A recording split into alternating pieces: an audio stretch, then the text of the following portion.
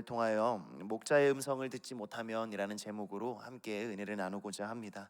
오늘 이 선지서의 말씀을 그냥 줄거리로 쭉 읽다 보면 다소 이해가 되지 않는 부분이 있어서 오늘의 본문을 간단하게 설명을 좀 드리겠습니다. 그런데 이 본문을 읽을 때 이 본문은 이 당시에 이제 현실이자 또 하나의 상징이면서 또 하나의 비유이기도 한 행위 예언의 장르라는 것을 염두에 두셔야 합니다. 4절에서 하나님께서는 선지자에게, 스가랴 선지자겠죠, 양떼를 돌보는 목자의 역할, 즉 백성의 지도자 역할을 맡도록 명령하십니다. 그 이유는 무엇이냐면 현재의 목자이자 지도자들이 백성들을 사고 팔아도 아무런 가책도 느끼지 못하고 벌을 받지도 못하며 심지어 하나님께 감사하기까지 하는 악독한 사회 시스템을 만들고 그 안에서 살아가고 있기 때문입니다. 이것이 5절에 나오는 말씀입니다. 그 이후에 7절에서 14절까지는 이 선지자가 그 가련한 양들을 위하여 목자가 되었다고 말하고 있습니다. 그 목자들을 인도할 때, 이제 목자가 양을 인도할 때 막대기로 인도하지 않습니까?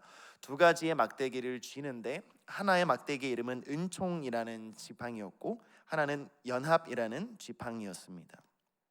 이 스가랴 선지자는 목자가 되어서 백성들을 물건 취급하던 새 목자를 내쫓아 버립니다. 제거했다고 표현하고 있습니다.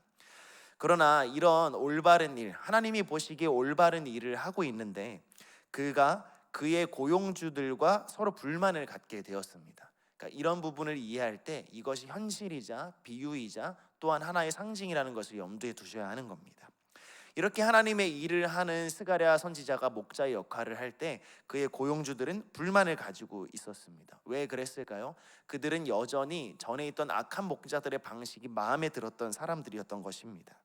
그래서 이 선지자는 목자 노릇을 그만두겠다고 말하고 급료를 요구합니다. 이때 그 고용주들이 준 금액이 은 30이라는 금액입니다. 이 원래 은 30이라는 것은 종을 사고 팔 때 흔히 거래되던 꽤 상당한 금액이었습니다. 그리고 우리가 잘 알고 있듯이 이것은 예수님께서 팔려갈 때에 상징되던 그 금액처럼 이 당시에 하나님을 배신하는 상징처럼 여겨지는 그런 돈의 상징입니다. 근데 목자는 이 급료를 받아서 자기가 취하는 대신에 성전 안에 있는 토기장이에게 버려버리라, 던져버리라는 하나님의 말씀을 듣고 그 이익을 취하지 않고 돌아갑니다. 그리고 그는 자신이 가지고 있던 두 지팡이를 부러뜨립니다. 첫 번째 지팡이였던 은총은 하나님의 말씀이었던 줄 드디어 그 사람들이 깨닫게 됐는데 더 이상 하나님의 말씀이 들리지 않고 하나님과 연합하였던 하나님의 언약을 가지고 있었던 그 모든 것들이 그들에게서 떨어져 버렸던 것이죠. 두 번째 지팡이였던 연합은 이스라엘과 유다 이 형제들이 서로 힘을 합침으로써 가지고 있던 다른 강국들에 대한 방어 또는 국방의 이런 힘들을 하나님께서 모두 부러뜨리셨음을 상징하고 있습니다. 그리고 나서 15절에서 17절에 가서 하나님은 다시 한번 모든 면에서 목자가 되어서는 안 될 자들을 상징하는 목자를 세우시고 그리고 그 목자에게 화가 있을 것이다 라고 말하면서 악한 목자에게는 화가 있을 것이라는 말로 이 본문이 끝나게 됩니다. 그러니 오늘 본문의 말씀 마지막에 한 목자를 일으키시리니 라는 말씀을 들을 때에는 이것을 예수님이 일어나실 것이다 라고 해석하시면 안 되고 하나님은 계속해서 그런 악한 목자들이 세워지면 안 된다는 것과 그것에 대한 화를 선포하는 본문이라고 오늘 말씀을 염두에 두셔야 합니다. 그러니 오늘 스가랴 11장은 1차적으로는 하나님의 청지기로서 영혼들을 돌봐야 하고 조금 더 넓게는 이 세상을 돌봐야 하는 지도자들에 대한 엄중한 경고를 담고 있습니다. 그들이 하나님의 뜻을 따르지 않으면 하나님께 화를 당한다는 것이 이 본문의 핵심인 것이죠. 그러나 이 본문을 잘 읽다 보면 또 하나의 경고가 담겨 있음을 우리는 알 수 있습니다. 그것은 무엇이냐면 지도자들에 대한 화도 화지만 과연 너희 백성들은 그 악한 목자들을 따를 것이냐 아니면 선한 목자를 따를 것이냐, 그 악한 시스템에 그 사회적 시스템에 몸을 담고 살아갈 것이냐 아니면 그것과 어울리지 않는다고 말하면서 목자의 음성, 즉 선한 목자의 음성을 듣고 살아갈 것이냐, 너희가 이 세대의 악함만을 탓하면서 손가락질하며 살아갈 것이냐 아니면 그 안에서도 선한 목자의 음성을 분별하여 찾아내고 그 화에서 너희를 건져낼 것이냐라고 물어보고 계시다는 것입니다. 오늘 본문에는 다른 구약의 선지서들이 대개 그렇듯이 예수님의 그림자가 보입니다. 어디서 보입니까? 하나님께서 친히 택하시고 그들의 목자가 되어주신 한 백성이 있었고, 그분은 목자가 되어서 상처 입은 자들을 돌보고 굶주린 자를 돌보시고 먹이시기 위해 이 땅에 찾아오는 한 선지자를 통해 우리가 볼 수 있는 것이죠. 그러나 그 백성들은 그 선지자를 버립니다. 마치 요한복음에서 빛이 비추었으나 깨닫지 못하고 그들이 그를 창조한 창조주를 영접하지 아니한 것처럼, 이 스가랴서 11장에는 예수 그리스도가 나오나 그 예수 그리스도를 받아들이지 않는 목자의 음성을 싫어하는 사람들의 모습이 보이고 있는 것이죠. 또 은 30을 주고 다시 그 선한 목자를 돌려보냅니다. 이것을 통해서 이 스가랴서는 단순히 그 당시의 시대 상황뿐만 아니라 지금 우리에게도 찾아오시는 목자의 음성을 돌려보내고, 주님 지금은 아닙니다, 오늘은 얘기하지 마세요, 제가 살고 있는 현실도 팍팍합니다, 이것을 순응하지 않으면 제가 살아가기가 너무 어렵사오니 지금은 잠시 돌아가십시오라고 말하고 있는 우리의 삶에도 동일하게 적용되는 말이라는 거죠. 오늘의 말씀은 회복보다는 화에 더 초점이 맞춰져 있고, 우리에게 위로해 주시기보다는 돌아오라는 채찍질로 우리를 말씀하고 계시는 하나님의 말씀을 볼 수 있습니다. 즉 오늘의 본문은 너희가 또다시 종의 멍에를 매려느냐, 너희가 구원을 받았다고 말하면서도 다시 한번 그 종의 멍에를 메고 불의의 무기로 스스로를 드리기를 기뻐하느냐라고 물어보고 있다는 것입니다. 이스라엘 백성은 흔히 언약 백성이라고 하지 않습니까? 그들은 되게 자부심을 가지고 있었습니다. 바꿔 말하자면 그들은 이미 하나님의 구원을 입었다고 생각을 했습니다. 구원의 확신이 있었던 것이죠. 우리의 믿음도 그와 같지 않습니까? 우리가 종종 우리 어린 자녀들이나 어떤 믿음이 약한 사람들을 양육할 때 그런 걸 물어보지 않습니까? 당신은 구원의 확신이 있습니까? 오늘 천국에 갈 수 있겠습니까? 그러면서 우리가 우리 안에 구원의 확신을 가지고 살아가는 것처럼, 사실 이스라엘 백성들도 자신들이 언약 백성이기 때문에 이미 구원에 대한 확신이 있다고 생각하는 자들이었습니다. 이와 같이 우리도 구원을 받으면 천국에 간다는 믿음을 가지고 제멋대로 사는 경우들이 있는 것이죠.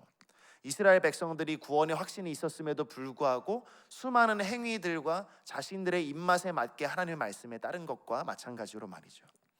우리 역시도 스스로 못된 지도자가 되기도 합니다. 이 지도자란 굳이 정치까지 갈 필요도 없이 가정에서 또는 소그룹 공동체에서 아니면 내 자신을 내가 다스리는 사람으로서 스스로에게 못돼지기도 합니다. 그리고 그런 못된 사람들이 활개치고 활동할 수 있도록 방관하기도 합니다. 자본주의나 물질 만능주의가 악한 것이라는 것을 알면서도 사실은 우리는 그것을 개혁하거나 극복하고자 하는 대신에 그 안에서 조금 더 안락하게 살 수 있는 방법을 찾아 헤매기도 하는 것이죠. 이것이 스가랴 4절부터 비판하고 있는, 너희가 백성들을 사고 파는 것을 즐거워하고 심지어 그것으로 하나님께 영광을 올려드리고 있다는 비판의 대상이 되는 것입니다.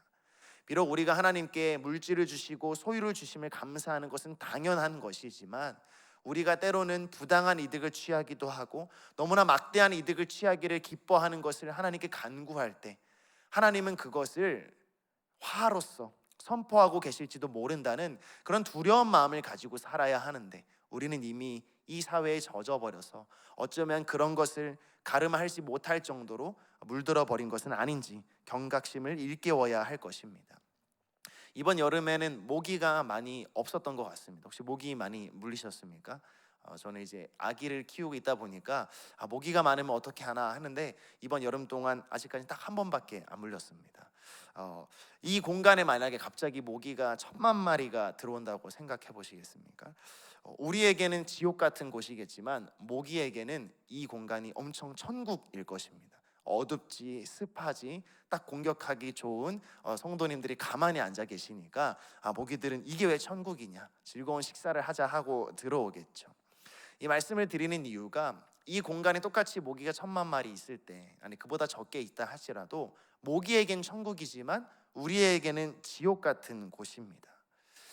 이것을 바꿔 말하자면, 우리가 이 세상에 살아가고 있지만 이곳에서 하나님의 음성을 듣기를 즐거워하고 이 땅에서 하나님의 나라를 맛보기를 즐거워하는 대신에 이 땅에 있는 것들을 즐거워하고 이 땅에 있는 것을 더 기뻐한다면, 만약 예수님께서 다시 오셔서 우리가 정말 영원한 하나님 나라에 들어가게 된다면 그곳이 우리에게 진정한 의미의 천국처럼 즐거운 곳일까 하는 생각에서 말씀을 드렸습니다. 무슨 말이냐? 우리가 지금 이 땅에서도 예수님 말씀을 즐거워하지 아니하고, 이 땅에 들리지 않는 예수님의 음성을 듣기 위해 성경을 보지 아니하고, 이 땅에서 맛볼 수 없는 하나님 나라를 맛보기 위해 기도하지 아니하면서 이 땅에 있는 것만 즐거워하면서 살아가고 있다가 예수님이 다시 오셔서 만일 그러한 악인이 하나님 나라에 들어갈 수 있을지라 할지라도 그곳에서 영원히 하나님을 즐거워하고 영원히 하나님을 찬양하는 그 하나님 나라가 과연 천국이라고 할 수 있을까요? 아니요. 아마 그런 악인들은, 하나님의 음성을 한 번도 이 땅에서 따르지 못해 본 사람들은 마치 모기가 10,000,000마리 있는 것보다 더 지루한 곳이 되고 말 것입니다. 오늘 스가랴서가 우리에게 주는 교훈은 분명합니다. 너희도 주어진 삶에서 목자의 음성을 듣고자 노력하지 아니하면 너희의 인생은 화로서 망하게 될지도 모른다는 것을 심판하고 있는 것이죠. 나더러 주여 주여 하는 자마다 다 하나님의 자녀가 아니라는 것을 예수님이 분명히 말씀하셨던 것처럼, 너희도 너희의 신앙을 돌아보고 과연 이 땅에서 사람을 사고 파는 것을 즐거워하는 이 땅에서 너희는 깨어있는 자들, 남은 자들로서 하나님의 구원을 앙망하고 기다리고 있는 자들이냐? 너희에게 장차 다가올 하나님 나라가 너희에게 정말 즐거운 곳이 되고자 하는 소망이 있는가? 아니면 언젠가 올지도 모르는 천국은 그냥 희망사항으로 담아두고 이 땅에서 즐겁고 안락하게 살기를 바라고 있는 스가랴 시대의 사람들과 같지 아니하냐고 물어보고 있는 것입니다. 그럼에도 불구하고 우리가 감사할 수 있는 것은 늘 하나님은 심판의 경고 뒤에 회개하고 돌아오기를 바라는 마음을 담아두고 계시다는 사실이죠. 우리가 비록 지금까지는 하나님 나라보다 이 땅을 즐거워했을지라도 하나님은 그것을 화로서 망하게 하는 것보다 너희가 돌아오는 것을 더 기뻐하시는 분이라는 사실입니다. 하나님은 경고와 심판 가운데서 분명히 자신의 음성을 들려주시며 그것을 듣기를 원하시는 우리의 선한 목자이시자 아버지시라는 것을 마음에 두시며, 오늘의 이 기도의 시간과 말씀 묵상의 시간에 이 세상에 들리지 않는 세미한 음성으로 우리에게 찾아오시는 선한 목자이신 예수님을 따라 오늘 하루의 삶을 잘 따라가시고 그 인도하심에 따라 우리의 가정과 우리가 맡은 자들을 잘 지도해 나가시기를 간절히 소망합니다. 기도하겠습니다.